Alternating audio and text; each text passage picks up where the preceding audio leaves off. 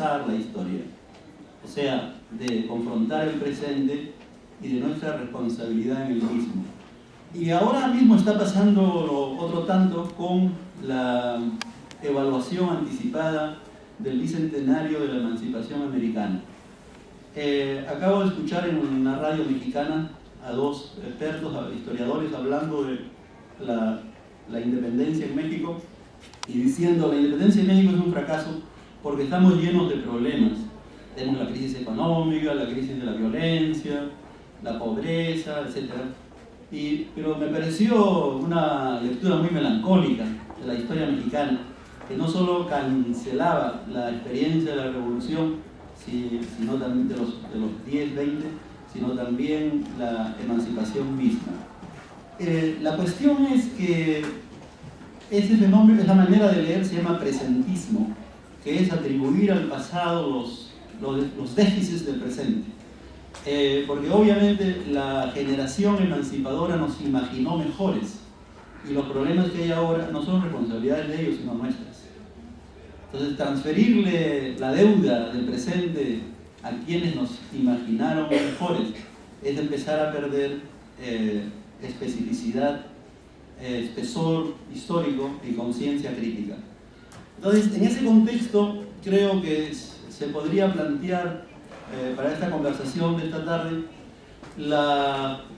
una lectura de la construcción del sujeto latinoamericano a partir de algunas instancias fundacionales, y la fundación nuestra siempre es una fundación crítica, una revisión o puesta en crisis del presente a nombre del futuro, que configuran tal vez una galería posible de sujetos en la cual podríamos incluir con todo derecho la postulación, la hipótesis de un sujeto creativo, andino y peruano, mestizo, hijo de la hibridez y la mezcla, y por lo tanto más moderno que ningún otro sujeto, que postula la obra de Arguedas.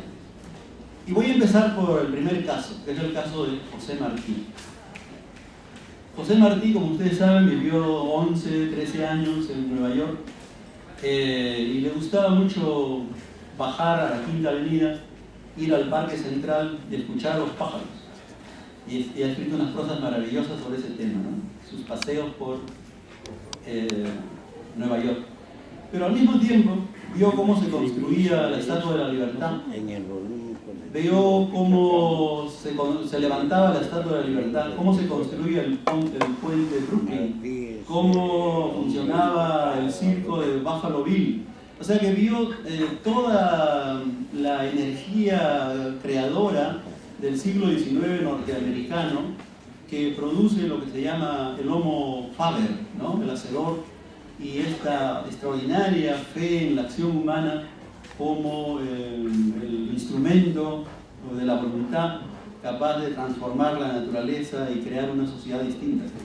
Entonces, cuando bajaba de su piso a la Quinta Avenida para caminar al Parque Central y veía toda esta masa de norteamericanos caminando a prisa y todos dirigiéndose a su lugar, como si todos supieran lo que tienen que hacer, Martí sentía un poco de culpa de tener que ir a sentarse al parque y volvía a su piso a seguir trabajando. Entonces, esta fe en el trabajo pues, es característica del siglo XIX y parte de la crónica, que es la que da forma como género a esta visión de esta energía creadora de una sociedad. Pero como saben ustedes, Martí era muy crítico de la sociedad norteamericana por razones políticas. El Congreso norteamericano pensaba que las fronteras del sur terminaban en Tierra del Fuego, no tenían una noción muy clara de su propio territorio y pensaban en este destino manifiesto de un expansionismo natural de los Estados Unidos. Y un poco preocupado, o bastante preocupado, Martí, a pesar de este contagio del espíritu del Homo Faber, que a él le hacía escribir más y más siempre, porque era un extraordinario trabajador con una fabulosa productividad, Martí, ¿no? Pues pensó que el sujeto futuro latinoamericano no nacería de la ciudad, sino que nacería del campo. Porque pensó y dijo que el hombre del campo era el hombre más decente, más serio, más responsable, el hombre que creía con fidelidad en las ideas de comunidad, mientras que el hombre de la ciudad era más voluble, más cambiante, y que estaba hecho por los poderes en juego, y que por lo tanto el hombre latinoamericano creado por el proceso emancipatorio y liberal de la Revolución Americana sería el campesino, ¿no? Por eso escribió famosamente: yo soy un hombre sincero de donde crece la palma, ¿no? Palma, como obviamente metáfora de Cuba, el campo. En cambio, Sarmiento pensó todo lo contrario. Sarmiento pensó que los Estados Unidos eran el modelo para América Latina, ¿no? Y que decidió recorrer los Estados Unidos y en un barco atravesó el Mississippi para ver cuál era la explicación de que los Estados Unidos fueran un país tan poderoso y creciente en este optimismo de la acción y del trabajo en el siglo XIX. Y llegó a la conclusión de que las razones del poder norteamericano que debíamos imitar son tres. La primera, la educación. Y la educación, pensó él, es la base fundamental del crecimiento moderno de un país. Y por lo tanto, cuando fue presidente, inauguró miles de escuelas, ¿no? Escuelas que hasta ahora no han funcionado, algunas de ellas están ahí como ruinas de la modernidad. Muchísimas maestras norteamericanas fueron voluntarias de sus escuelas para enseñar inglés. Y luego dijo, también la explicación de este desarrollo americano son los ferrocarriles. Y cuando fue presidente rodeó el país de líneas ferroviarias, ¿no? Lo único malo fue que esos ferrocarriles argentinos fueron empresas inglesas. Entonces tenían una limitada capacidad de producción, digamos, nacional. Y el tercer caso, que pensó él, lo que explicaba el éxito de Estados Unidos, son las migraciones. Y por lo tanto, abrió las puertas como presidente a la migración europea, y pues llegaron, como ustedes saben, italianos, irlandeses, de todas partes, ¿no? Españoles. Con la única diferencia que la migración argentina se produjo dentro de un esquema de clases. Y extraordinariamente, también en los Estados Unidos hubo una gran violencia con la migración, ¿no? Martí dijo, la migración se ha hecho con levadura de tigres, esas metáforas que usaba Martí, ¿no? Así muy expresivo.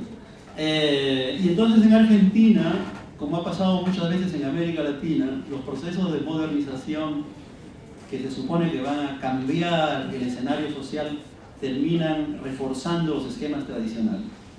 O sea, hay clases dominantes que controlan la modernización y a través de alianzas se robustecen, y al final no hay redistribución, digamos, de los bienes modernos. Entonces, cuando Sarmiento pensó cómo sería el ciudadano del futuro, pensó, será el hombre de la ciudad. Porque famosamente, como ustedes saben, dividió el mundo argentino, y para el caso, la realidad, entre civilización y barbarie. Y la barbarie era el campo, porque los campesinos, pensó Sarmiento, son la clientela tradicional del poder autoritario. Toda la gente de Rosas viene del campo. Rosas es un campesino.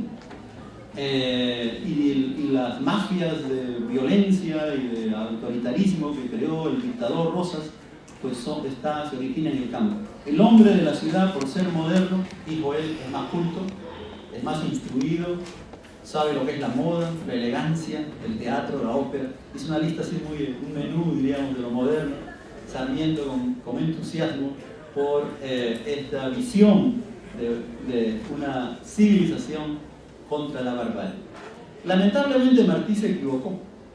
El sujeto republicano no vino del campo, vino de la ciudad. Y ya sabemos con qué consecuencias.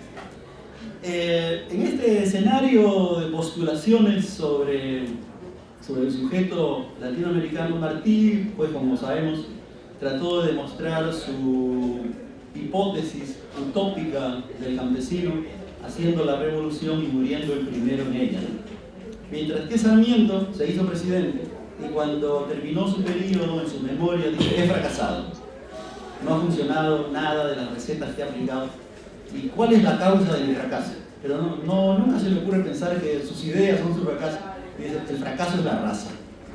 Que es un dictamen muy común en el siglo XIX cuando se trata de explicar los límites de lo moderno, ¿no? Hemos llegado tarde a la civilización, el banquete de lo moderno no nos ha alcanzado, etc. Entonces, la raza, ¿por qué? Porque la raza, dice él, nuestra es una mezcla, es una mezcla y es una mezcla mal hecha. Y al estar mal hecha, suma problemas en vez de voluntades. Y entonces, con esa sanción irracionalista, pues racista y positivista probablemente, no fue muy lejos, y su postulación del sujeto urbano fue más problemática que utópica al final. Luego viene Andrés Bello. Andrés Bello, el venezolano que pasó buena parte de su vida en Londres, hizo una gran revista, el repertorio americano, y que estaba dedicado a pensar cómo sería la emancipación y cómo